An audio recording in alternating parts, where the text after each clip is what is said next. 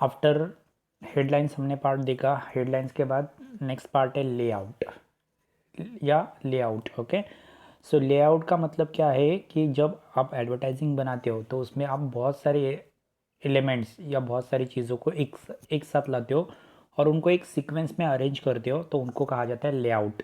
Okay, जैसे headlines Times of India, उसके नीचे उसका illustrations connecting to connecting people. Okay, उसके बाद उसका स्लोगन आएगा नीचे।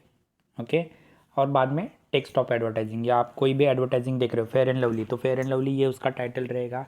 ओके, उसके नीचे उसका स्लोगन रहेगा। ओके, जो भी होगा, या कोई भी आप बैनर देखो, बैनर के ऊपर सबसे ऊपर हेडलाइन होगी, उसके नीचे स्लोगन होगा और उसके नीचे एडवर्टाइज़ किस चीज़ के बारे में होगी ये लिखा जाएगा। और वो बैनर को एकदम ब्यूटीफुली उसको डिज़ाइन किया जाएगा। वो एक छोटे से कलर, उसका कॉम्बिनेशन, उसकी बैकग्राउंड, इन सब को लेआउट कहा जाता है। ओके, लेआउट स्पेशली आपको सब चीज़ों में दिखाई देगा, just like newspaper, magazines. Okay, और जो आप आउटडोर एडवर्टाइजिंग देखते हो जिसको आप बैनर कहते हैं, फ़ोन सब में आपको लेआउट दिखाई देगा। लेआउट को स्टोरी बोर्ड भी कहा जाता है। ओके, लेआउट एक तरह से अलग अलग पिक्चर्स से दिखाई हुई एक स्टोरीज होती है। ओके, जिसमें ऑडियो और स्क्रिप्ट भी आप डाल सकते हो। ओके, तो लेआउट के फंक्शंस क्या है, तो first of all understood arrangement of different element. Okay, जैसे वहाँ पे कहा है कि जब हम लोग लेआउट देखते हैं तो उसमें हम headlines, illustrations, slogans, text of advertising ये सब लाते हैं। ओके, तो आप कोई भी एक बैनर देखो, ओके, या अगर समझो हम कोलगेट की एडवर्टाइज कर रहे हैं तो हेडलाइन होगी कोलगेट, उसके नीचे होगा कोलगेट का टैगलाइन क्या होगा, तो मजबूत दांत स्वस्थ मसूड़े, ये उसका स्लोगन होगा। ओके, उसके नीचे आप इलस्ट्रेशन लिखोगे, मतलब उसकी डिटेल लिखोगे कोलगेट की, राइट, और उसके नीचे वो कहाँ से परचेस करना है, that is text of advertising. तो इस तरह से आप डिफरेंट एलिमेंट को क्या करोगे, एक साथ अरेंज करोगे। ओके, जिससे आपकी आइडियाज़, आपको जो शो आउट करना है वो दिखाई देगा एडवर्टाइज के बीच में। ओके, नेक्स्ट है फाइनल अपीयरेंस। एडवर्टाइज से एडवर्टाइजर्स को कुछ तो एग्जैक्टली दिखाना होता है, राइट, तो उसके लिए लेआउट बहुत इंपॉर्टेंस है। आप टेलीविजन्स में एडवर्टाइज देखो या आप न्यूज़पेपर में एडवर्टाइज देखो, तो उसके लिए वो एडवर्टाइज की साइज़, छोटे से उसको अगर कॉलम दिया है तो उस कॉलम में वो एडवर्टाइज को इतना कैप्चर करके रखना कि पब्लिक उसकी तरफ कैप्चर होनी चाहिए। तो ये सब चीज़ें एडवर्टाइज करते वक्त एडवर्टाइजर्स को याद रखनी पड़ती है। ओके, और उसके बाद ही एडवर्टाइजर्स क्या करता है, तो आपने एडवर्टाइज बनाता है और उसके बाद में उसमें कुछ सडन चेंजेस चाहिए तो वो सडन चेंजेस उसमें वो मांग सकता है, दैट इज़ फाइनलाइजेशंस। ओके, नेक्स्ट है incorporate changes. Okay,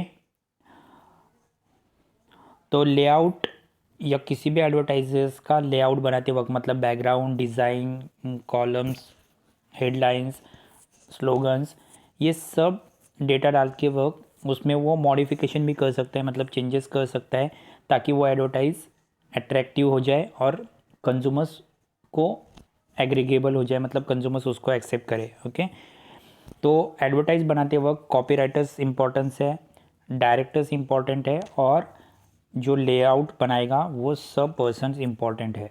okay, next है प्रिंटिंग इंस्ट्रक्शंस। एडवर्टाइज बनाते वक्त ये याद रखना है कि आपको एडवर्टाइज बनाने से पहले उसकी ब्लूप्रिंट निकालनी है। ओके, और उस ब्लूप्रिंट में लेआउट होना चाहिए, टेक्निकल डिटेल होनी चाहिए, और बाकी सब फर्दर इंस्ट्रक्शंस भी होनी चाहिए। ओके, जिसको हम टाइपोग्राफर्स कहते हैं, टाइपोग्राफर्स से वो एडवर्टाइज आप प्रिपेयर करनी चाहिए। ओके, नेक्स्ट है एस्टिमेटिंग कॉस्ट। आपको ये याद रखना है कि लेआउट या एडवर्टाइज की डिज़ाइन करते वक्त स्पेशली जब आप डिफरेंट एलिमेंट को इकट्ठा लाओगे तो वो कॉस्टली नहीं होना चाहिए, महंगा नहीं होना चाहिए, वो अफोर्डेबल होना चाहिए, इसके ऊपर ध्यान देना है। नेक्स्ट है अट्रैक्टिव अटेंशन। जब भी आप एडवर्टाइज के लिए लेआउट बनाओगे या डिज़ाइन बनाओगे तो आपको ये याद रखना है कि आपको कंज्यूमर्स का अट्रैक्शन अचीव करना है। ओके, इसलिए ऐसी डिज़ाइन या ऐसे एडवर्टाइज बनाएं जिससे कंज्यूमर्स पॉजिटिव रिस्पांस देगा। नेक्स्ट है publicity of products. Layout design देखकर ही कंज्यूमर्स उस प्रोडक्ट की तरफ अट्रैक्ट होगा, इसलिए प्रोडक्ट की पब्लिसिटी करनी है तो आपको लेआउट प्रॉपरली बनाने पड़ेंगे। ओके, लेआउट एक टाइप्स की डिज़ाइन, ओके, जो आप पेपर्स में साइज़ वगैरह एकदम बराबर देखते हो, उसके अंदर सेलिब्रिटीज़ डाले होते हैं, फ़ोटो डाले होते हैं और फिर उस प्रोडक्ट की ऐड की जाती है, that is layout. Okay, next है फैसिलिटेड विजुअलाइजेशंस। अगर समझो आपके पास एडवर्टाइज करने के लिए ब्लूप्रिंट अवेलेबल नहीं है, ओके, तो आप फाइनल प्रिंटिंग डायरेक्टली दिखा सकते हो। ओके, लेआउट की डायरेक्ट प्रिंटिंग दिखा सकते हो। नेक्स्ट है बॉडी कॉपी। अभी देखो हम लोग देख रहे हैं एलिमेंट्स ऑफ एडवर्टाइजिंग। ओके, तो बॉडी कॉपी की इतनी इम्पोर्टेंस नहीं है हमारे यहाँ पे। स्लोगन, स्लोगन इम्पोर्टेंट है। Okay, slogan is a brief but catchy phrase sentence designed to create you positive attitude readers towards products and servicing advertising। जब हम कोई भी प्रोडक्ट्स या सर्विस की एडवर्टाइजिंग करते हैं तो उस प्रोडक्ट को पॉजिटिवली पीपल खरीदे, इसलिए स्लोगन बहुत इंपॉर्टेंट होता है। ओके, जैसे अभी समझो कोको कोला है तो taste the thunder, right. Okay, तो बूंद बूंद में ऑरेंज, ओके, तो पल्पी ऑरेंज की एडवर्टाइज। तो इस तरह से जो एडवर्टाइज की ये होते हैं वो बहुत ही इंपॉर्टेंट होते हैं। स्लोगन ये पूरे हेडलाइंस या पूरी जो आप एडवर्टाइजिंग दे रहे हो उसकी वो पूरी समरी होती है, एक लाइन में पता चलता है कि वो एडवर्टाइज किस चीज़ के बारे में। ओके, तो एडवर्टाइज को ईजिली और क्विकली वो याद रहता है। ओके, जैसे अगर वहाँ पे दिया एग्जाम्पल टेस्ट ऑफ थंडर, तुरंत पता चलेगा कि किसकी एडवर्टाइज है, थम्स अप की। ओके, यही है राइट चॉइस बेबी। ओके, तो ये किस चीज़ की एडवर्टाइज है आपको समझ में आएगा। ये स्लोगन एडवर्टाइज का बहुत ही इंपॉर्टेंट पार्ट है। ओके, तो स्लोगन का इम्पोर्टेंस आपको मालूम है, आपको बताने की ज़रूरत नहीं है। ये पॉजिटिव रोल होता है जब हम कंज्यूमर्स की प्रोडक्ट के ऊपर अच्छी फेवरेबल फेवरेबल सिचुएशन दिखाने के लिए स्लोगन का इस्तेमाल किया जाता है। ओके, स्लोगन से चीज़ें कितनी इजीली और क्विकली अवेलेबल होती है ये दिखाया जाता है। स्लोगन से मेमोरी वैल्यूज़ बढ़ती है, लोगों को भले एडवर्टाइज याद ना रहे लेकिन उसके ये जो स्लोगन्स होते हैं वो बराबर याद रहते हैं। ओके, इसलिए slogan is a memory value. Okay, ऐसा कह सकते हैं हम लोग। इसलिए एडवर्टाइज को अट्रैक्टिव या एग्रेबल बनाने के लिए स्लोगन्स बहुत ही ज़्यादा इम्पोर्टेंस होता है। ओके, स्लोगन बनाते वक्त कौन सी चीज़ों को याद रखना है। पहला, brief and straight forward. Okay, slogan हमेशा स्ट्रेट फॉरवर्ड होना चाहिए, मतलब उसमें वो आप भले एडवर्टाइज कम दिखाओ लेकिन उसका स्लोगन कंपलसरी लोगों के माइंड के ऊपर पहुंचना चाहिए। नेक्स्ट है सिंपल, क्लियर एंड प्लेजेंट होना चाहिए। ओके, जैसे सॉफ्ट और स्मूथ त्वचा के लिए डव साबुन, राइट। तो ये सिंपल, क्लियर और प्लेजेंट थिंकिंग है, तो ऐसी simple, clear and pleasant thinking आनी चाहिए स्लोगन से, तो उसको गुड स्लोगन कहा जाएगा। नेक्स्ट है डिस्टिंक्टिव।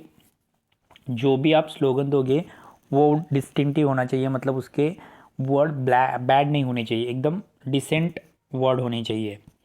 नेक्स्ट है वो इजीली अंडरस्टेबल होना चाहिए, मतलब समझ में आना चाहिए, ऐसा स्लोगन आपको बनाना चाहिए। नेक्स्ट है टाइम प्रूफ। देखो ये इंपॉर्टेंट है, कोई भी एडवर्टाइज अगर देखोगे तो आप वो एडवर्टाइज उसी टाइम तक इम्पॉर्टेंट रहती है।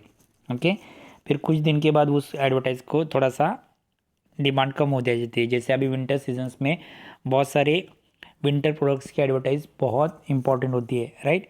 सो एडवर्टाइज का स्लोगन टाइम प्रूफ भी होना इम्पोर्टेंस है। नेक्स्ट है supportive to the name of the products. जो भी आप एडवर्टाइज निकालोगे या आप एडवर्टाइज दिखाओगे वो सपोर्टिव होना बहुत इंपॉर्टेंट है। नेक्स्ट है एडवर्टाइज के लिए सेल्स आइडियाज़ बहुत इंपॉर्टेंट है, सिर्फ एडवर्टाइज करके या स्लोगन देना इंपॉर्टेंट नहीं है, तो स्लोगन के लिए आपके पास बहुत सारी वेरियस आइडियाज़ होने इंपॉर्टेंट है। नेक्स्ट है लिमिटेड वर्ड। एडवर्टाइज करते वक्त ये याद रखना है कि आपकी जो स्लोगन्स है वो स्लोगन लिमिटेड होना चाहिए, ज़्यादा से ज़्यादा 4 या 5 वर्ड में, उससे ज़्यादा वो नहीं होगा। ओके, जैसे आप देखो वहाँ पे कुछ स्लोगन दिए है। अमूल का अगर स्लोगन देखोगे, अमूल दूध, अटरली बटरी डिलीशियस, कैलविनेटर्स का द कूलेस्ट वन, मेंटोस का helping India get ideas, Thomas Cook का है don't just cook book it, Thomas Cook it. तो ऐसे ये सब स्लोगन्स है। स्लोगन्स 2 या 3 वर्ड में होने चाहिए, पढ़ने से लोग अट्रैक्ट होने चाहिए, ये सब चीज़ें याद रखनी है। स्टूडेंट्स आज का लेक्चर्स बस इतना ही। ओके, फर्दर लेक्चर्स आप ध्यान से सुनिए। मैं आपका इस वीक में DCS लेने वाला हूँ, तो DCS में आपको कुछ क्वेरीज क्वेश्चंस होंगे तो आप मुझे पूछ सकते हैं। Okay, thank you student.